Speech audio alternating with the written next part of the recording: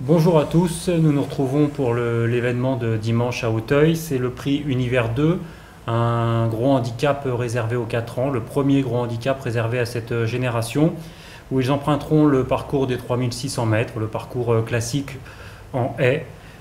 16 partants sont au départ et on ne change pas une équipe qui gagne. Arsène Abitbol est avec moi, il s'est distingué dimanche dernier dans le prix Car-Simon en indiquant le tiercé. 181 € de bénéfices pour ceux qui l'ont suivi. Et là donc nous allons aller en haie avec des 4 ans. Et Arsène, je crois que vous sentez bien la course, que vous avez déjà détaché plusieurs bases. Ben écoutez Francis, on va essayer, mais c'est très délicat parce que dans cette course où il y a 16 partants, malheureusement il n'y a pas d'impasse. Ah, bon, donc, déjà, tout est possible. Donc, voilà, hein. donc quand il n'y a pas d'impasse, bon, c'est comme ça, hein, la configuration est telle. Mais on va essayer donc de détacher 3 bases. D'abord, en tête de ma sélection, le numéro 16, Saint-Val, concurrent présenté par Jean-Bertrand de Balanda, dont les chevaux sont en forme. Il a gagné en gain récemment avec Take This Waltz. Donc lui, il est bien placé au poids, bottom weight de l'épreuve. Il a fini bon 5e du prix Robert Weil, l'une des courses références, le 3 novembre à Auteuil, sur le parcours qui nous intéresse. Donc l'aptitude au parcours, c'est important. Et puis, ma foi, il retrouve certains concurrents, notamment Smashing et Saint-Firmin. D'accord, qui sont vos deux autres bases, le numéro 3 et l'As. Exactement. Tout d'abord le numéro 3, parce que bon, il porte quand même 2 kg de moins que le top weight Saint-Firmin. Donc le numéro 3, Smashing, irréprochable au cours de ses 2 dernières sorties. Deuxième du prix Robert Weil, donc, et deuxième du prix Fifrelet. C'est grand handicap labellisé Listed pour les 3 ans. Je crois que c'est le dernier de l'année. C'est ça, richement doté. Et puis c'est une course là, cette année qui va nous servir de référence. Exactement. Donc ce numéro 3, entraîné par Michael Serror, rien à redire, hein, logiquement il aura beaucoup de partisans. Le numéro 1, l'As Saint-Firmin, l'un des 2 pensionnaires de Robert Collet. Ben lui, il a gagné le prix Robert Weil. Donc Saint-Firmin et Smashing se sont rencontrés, il y a un partout. Oui. Et donc on ne peut pas les dissocier. Ils se tiennent de près. Donc vos 3 bases font leur rentrée. Derrière, vous avez un coup de cœur. C'est encore un cheval qui fait sa rentrée. C'est le 6 Milord Thomas. Exactement. Pourquoi un coup de cœur?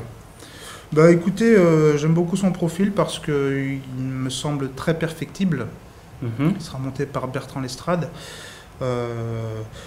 Il est entraîné par Dominique Dressou et il a fait donc bon 4e du prix Emilius sur ce parcours. Et ensuite, j'ai beaucoup aimé sa performance dans le prix Chalet, derrière Singapore Sling, qui est un très bon sauteur. Ouais. Vraiment un bon sauteur celui-là. Et puis il a battu Lofty Place, qui est quand même placé de groupe 3. Et puis il a battu Voluto, qui est un cheval qui galope un peu. Qui galope un peu. Voilà. C'est un cheval qui a l'air sur la montante, qui est un fils de Cap-Garde. Donc comme il y a des pluies qui sont annoncées sur Auteuil et que la piste pourrait devenir un peu pénible, c'est effectivement un bon coup de cœur. Alors vous nous avez dit pas d'impasse. Malgré ça, est-ce que vous pouvez compléter votre sélection? On a donc 3 bases plus un coup de cœur. Derrière, qu'est-ce que vous voyez? Bon, on peut donc parler du numéro 7, Pastel du Berlay, 2e représentant de Robert Collet. 4e du prix Fifrelet, donc c'est vraiment la course référence. Hein. C'est un cheval très régulier. C'est pareil, il n'y a pas beaucoup de déchets. Hein, donc lui, il est tout à fait capable d'intégrer la bonne combinaison. Ensuite, le numéro 10, Pindar, entraîné par Jean-Paul Gallorini. Lui, il a débuté dans le prix Wild Monarch, Listed. Puis il a terminé aussi 6e du prix Fifrelet, donc c'est pareil, hein, c'est la même ligne, on poursuit la logique. Et ensuite le numéro 4, Val Berdier, pensionnaire de Patrice Quinton. Lui, il n'a que 2 courses sur les M et c'est très très bien, 2 fois 2e.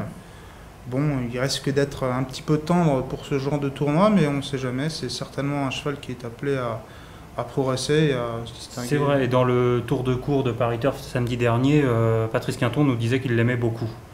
Et en 8e, vous avez placé le 2 Wanaba. Voilà, le 2 Wanaba, qui comptera de très nombreux preneurs. Au vu de sa musique, il est absolument réprochable. Il a réalisé un meeting de Cagnes vraiment très très bien, vraiment rien à redire.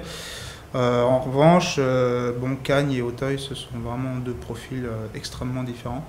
Tout à fait. Alors je ne sais pas quoi en faire, je le mets en 8e dans la sélection parce qu'il est irréprochable, mais pour moi, il doit prouver son aptitude à la butte Mortemart. Avec 70 kilos. Donc, est-ce que vous pouvez donner vos 8 numéros pour les parieurs? Oui, alors les 8 numéros sont donc composés du numéro 16 en tête, suivi du numéro 3, l'As, le 6, le 7, le 10, le 4 et le 2.